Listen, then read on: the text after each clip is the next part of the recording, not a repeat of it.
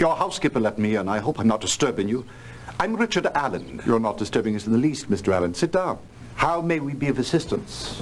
My brother, Courtney Allen, was the president of the Grant Arms Company. Found shot to death in the alley behind his office on the evening of March 9th.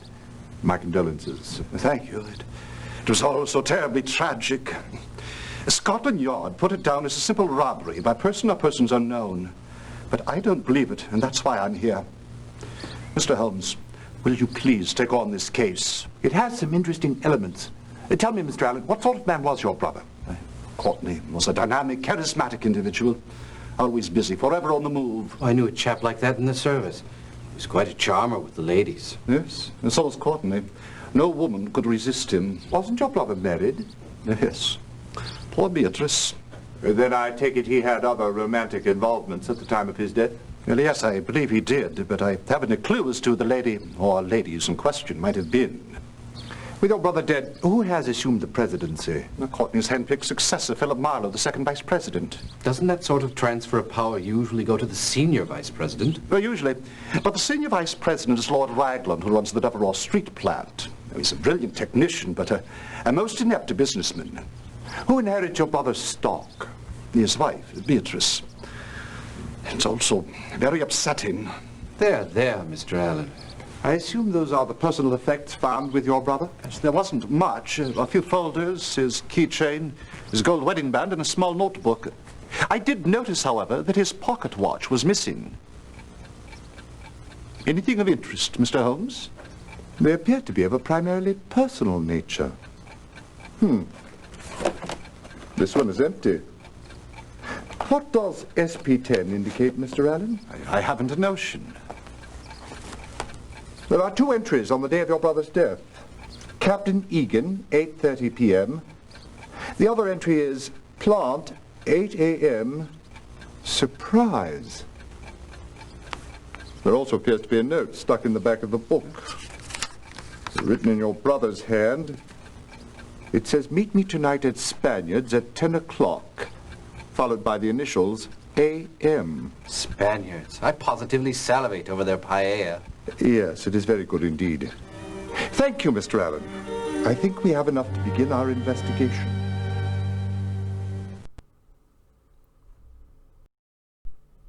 Hello and welcome to the optimal playthrough of the Murdered Munitions Magnate. As usual, there is a lot of information to take in and a lot of different leads that we can go down. But the most important information we need to take from this is the SP10, Captain Egan, the two notes which mentions the plants and the ATM surprise, and the other one that mentions the meeting at Spaniards Inn. We also need to note that the senior vice president did not get promoted. That is Lord Ragland, and he is in charge of the Devereux Street plant. So let's start off by visiting this Captain Egan. 8 months ago, Allen came to this office with the design for the revolutionary new naval gun, most secret. The design was approved by the Navy. What about the meeting you had planned with Mr. Allen for the evening of March 9th? He never appeared, but you probably already know that. Quite. Actually, I knew nothing of what we were to discuss, but I've kept the wire he sent me that morning. Meet tonight, 8:30, your office. Call out the guard, pounce at 10. Quite vague, don't you think? Does it mean anything to you, Captain Egan? I think Allen was worried about security for project number 10. Of course, I put some of my best men on it right away. Did you come up with anything? Richard Camp, a development engineer on project number 10, was discovered bringing boxes and bundles to the French embassy. Emile Zobar, French military attaché, has his office there. So you think Mr. Allen had information implicating Camp in a security breach of Project 10? I did. Still do. But Lord Ragland, head of the project, assured me that Allen's security fears were unfounded. You've spoken with Ragland since Allen's death? Yes, we met on March 11th. As a precaution, he assured me he would remove Camp from the project. Can you think of anyone else who might pose a security risk to the project? Yes. For now, I have my men investigating Zobar, Van Schulenburg, Delgera, and Meshkov. Their government would all have great interest in our new gun. And what have you uncovered so far? Unfortunately, nothing. Yet. So what we've learnt here is that Egan is pretty much in charge of security, and there have been security concerns before. But we've also learnt that Alan sent a wire to Egan about a meeting in the evening, so it must have been something important. And we've also learnt that Richard Camp has been visiting the French embassy. Specifically, Emile Zobar was mentioned. And we've also learnt that Lord Raglan thinks that the allegations against Camp were unfounded. So we have someone sticking up for Camp, even though there has been security concerns raised, but nothing has been proven at this point. Scotland Yard was mentioned in the introduction. Let's go and speak to Inspector Lestrade. I'm surprised you're wasting your time on this one, Holmes. It was a simple robbery. We found Allen dead in an alley behind Grant Arms. Wallet empty, gold watch missing, briefcase open, contents askew but not stolen. It's an open and shut case. Was anything else found at the scene that could be of use to us, Inspector? I doubt it. Nothing but a couple of tin cans and an old cigarette butt. B&H. What does that mean? You don't know? Why, then I must assume you also do not know why the end is evenly pinched all round. Perhaps you should read my monograph on the subject of 100 most commonly found cigarette butts. So here we have learnt that a cigarette butt was found with the B&H brands and the end was evenly pinched.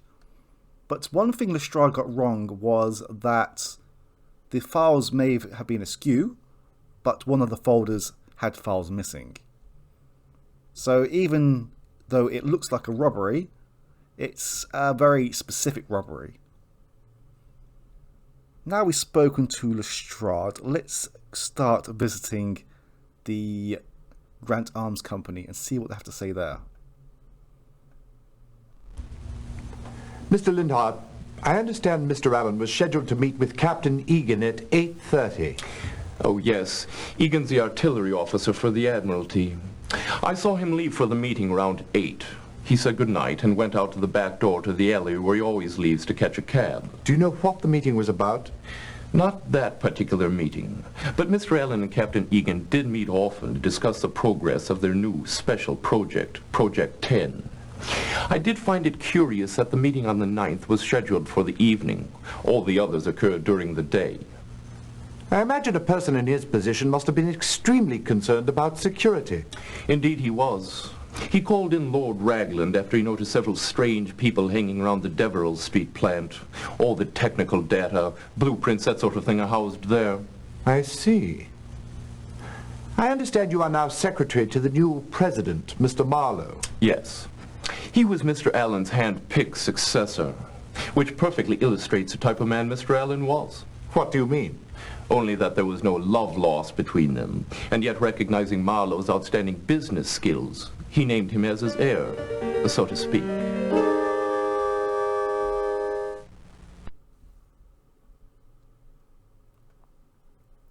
Okay, so we have learnt here that Egan and Allen met often, and that Egan was actually an admiral. Well, part of the Admiralty. We also learnt that the meetings normally happen during the day, so to have a meeting in the evening is an anomaly. So there must have been something serious going on for this to happen. And we also learnt that Allen always leaves by the back into the alley. And that is something that only specific people would have known about. And we also learnt that Allen had called Ragland because of suspicious activities going on around the plant, and that is where all the technical data is held, all the blueprints and such, which is Ragland's responsibility, I guess. And we also learnt at the end that Allen promoted Marlowe over Ragland, I understand that Marlowe was hired on that basis, but surely, business acumen or not, Ragland should have been promoted. Anyway, let's continue onwards and go to the street plant. So, Ragland should be here right now. Sorry, Lord Raglan isn't available at the moment. Perhaps I can help you. I'm his assistant, Walter Keogh. Mr. Keogh, can you tell me anything about Mr. Allen's visit here on the morning of March 9th? He came to see Lord Raglan, but he weren't here. Do you know the purpose of his visit? Now, I wouldn't be knowing their business, but it was most likely about Special Project Number 10. It being secret and all. And when did Lord Raglan finally arrive? He never did. So then did Mr. Allen leave? Not straight away. He said he had some details to attend to. I went back to the plant, and about a quarter of an hour later, Mr. Allen calls me and hands me a note. Says it came for Lord Raglan while I was down on the line. He wanted to make sure I got it to him. He also said I shouldn't mention his visit. I'd appreciate it if you'd take me to someone who could shed some light on Special Project 10. Well, that would be Richard Camp. But he left early today. He wasn't feeling well. So this would be regarding the 8 AM surprise visit. Allen was there. Ragland wasn't. But Allen left Ragland a note and did not want Ragland to know he was actually there in the first place. So I'm guessing, well, obviously Ragland would not have even known of Allen's visit at all, unless someone's spoken to him. But again, that is information that we don't have. We need to concentrate on the information we do have. So let's go and speak to Camp, who is still under suspicion at this point. We're sorry to inconvenience you, Mr. Camp, but we need to ask you a few questions. Excuse me, beastly cold. Of course, I'd be happy to help. What would you like to know? Specifically, why you were removed from Project 10. Our Lord Raglan simply assigned me elsewhere. Since Project Number 10 was well along, he felt I might be more useful in other areas. Is that all he told you? Well, he also mentioned that my visits to the French embassy had been misinterpreted in some quarters. What brings you to the embassy so frequently? I am secretly engaged to Annette Zobar, daughter of the Vice Consul. Lovely girl. Unfortunately, her father, Paul Zobar, is not awfully fond of me. Her uncle, Emile, however, is sympathetic to us. Since I work for an arms company and he is the military attaché, my visits there are ostensibly to see him. Have you ever discussed Project 10 with Monsieur Zobar? Oh, no, I would never. You should cut back on your smoking until you are well. But I don't smoke. Then to whom do these belong? Oh, I bought those as a birthday gift to Emile Zobar. Burns and Hill are his favorite.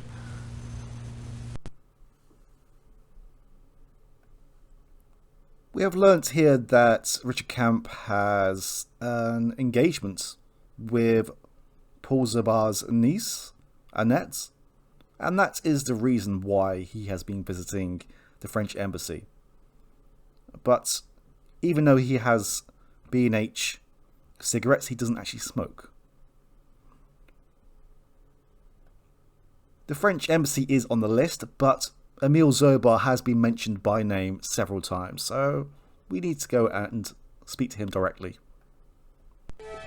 Would you care for a cigarette? They're Burns and Hill's Imperials. A wonderful smoke. Thank you, no.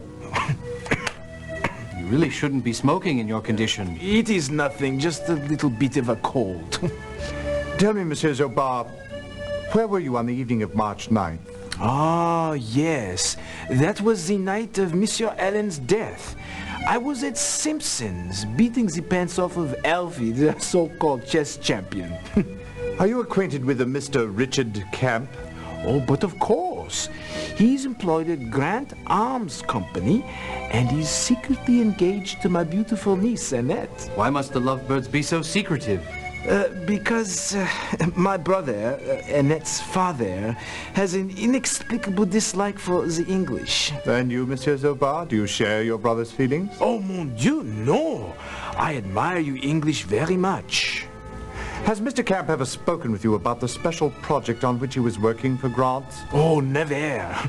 Nor would I ever ask him about such a confidential matter. He has a profound sense of loyalty. That's why I admire him so much.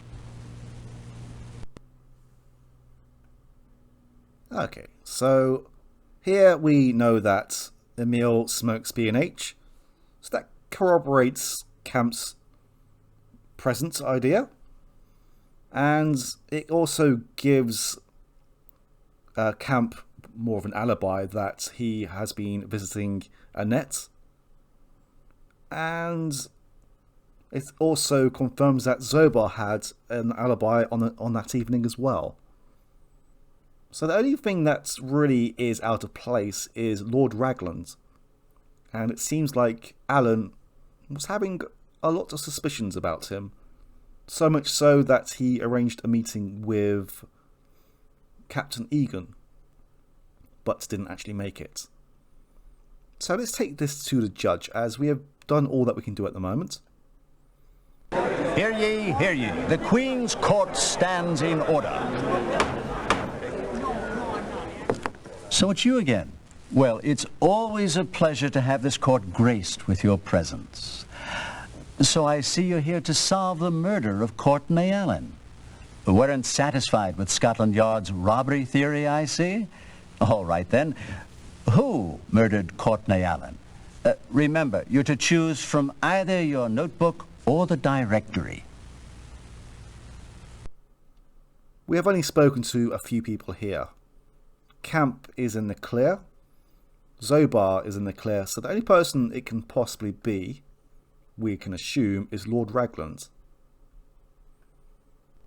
How right you are! Good work! Now, tell the court, if you will, why Courtney Allen was murdered. A lot of this has information that we don't know. We know nothing about any affairs. We haven't been told that he was assassinated by anyone. Billy? Am I missing something here? And we already know that Philip Marlowe was going to take over anyway, so it just seems pointless having him murdered, as that would just make things rather suspicious. So, whittling it down, it has to be D. Good show. Now tell me, what was the significance of Special Project SP-10? We already learnt from Captain Egan that it is a naval gun. By George, I think you've got it. Now tell us, if you can, what transpired at Spaniard's Inn. Well, the logical answer from the second question was that Lord Raglan was planning to sell the plans. Now, A definitely is not viable in this.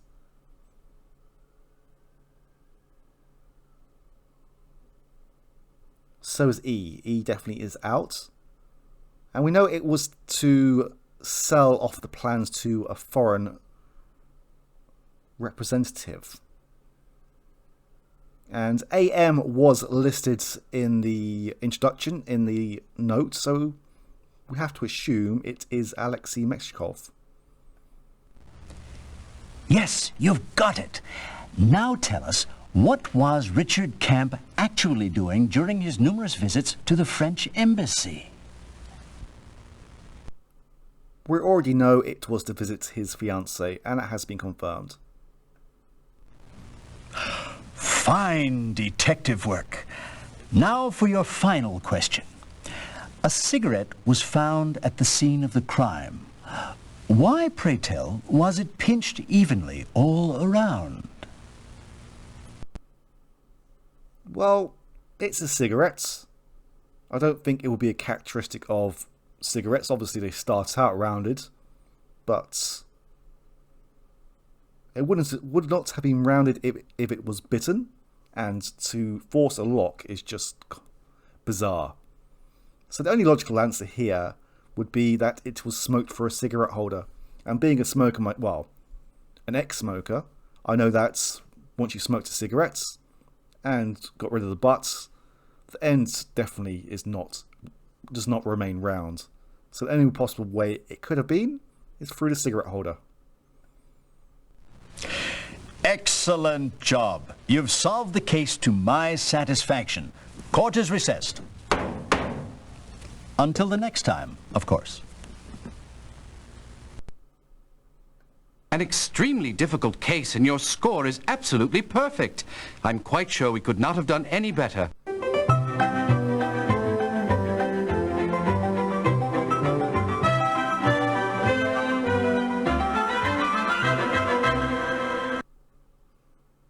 This wasn't too bad compared to the last two cases. I mean, at least this one you could actually work things out logically. But surrounding Ragland, some leaps of faith had to be made. I know in the long play that we've done, we uncovered a lot more information that we could not use in this playthrough, but yeah, it's not too bad considering the last two cases we've had to jump through some very, very small hoops. So let's go and see what Holmes has to say. Lord Ragland. Most shocking, isn't it? I must commend you for following your instincts, Mr. Allen. Because you doubted Scotland Yard's original findings regarding your brother's death, we were able to catch the murderer. But tell me, Mr. Holmes, how did you solve this case? In the first place, I found it unlikely that a common criminal would have overlooked a valuable gold ring. In the second place, simple robbery would not explain the missing contents of the SP-10 folder. Those documents were central to the murder. It then became a simple matter to cull two suspects from the customer list of Burns and Hill Imperial brand smokers. Burns and Hill. But that was the brand of cigarette found at the scene, and the list we obtained had quite a few names. It was fascinating to see the way Holmes narrowed it down. You flatter me, Watson. It was nothing, really. In the first place, I knew the murderer had to be someone aware of Courtney Allen's habit of exiting his office via the alleyway. That made the most likely suspect a co-worker. Of the gentlemen on the list, only Lord Ragland and Richard Camp fit that category. But how did you narrow it down to Ragland? Elementary, Mr. Allen. Mr. Camp does not smoke. He purchased the cigarettes as a present for Emile Zobar. But why did Ragland do it? After learning of your brother's surprise visit to the plant, Ragland knew the proverbial jig was up. He realized Courtney had removed the plans for Project 10 from the safe, the very same plans he had intended to sell that night to the Russian attaché. The only solution was to kill your brother and reclaim the plans. Case closed. Thank you, Mr. Holmes. Now, Courtney may no longer be with us, but it does serve as a small consolation to know that his murderer will get his due. Indeed. And we may all rest more easily knowing that England will suffer no more breaches of security at the hands of that traitor. Isn't that so, Holmes? Quite, Watson. Quite.